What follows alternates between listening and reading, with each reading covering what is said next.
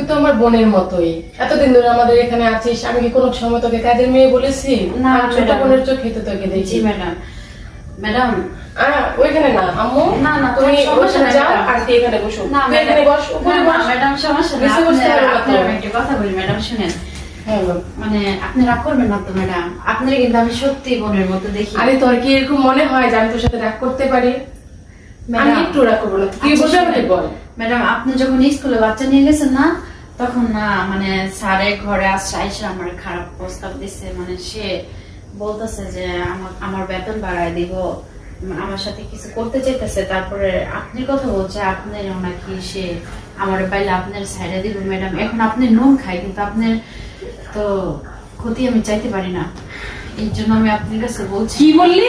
তোর স্যার এসব কথা বলছে? জি ম্যাডাম। আজকে আসুক, ওর সাথে আজকে আমার বোঝাপড়া হবে।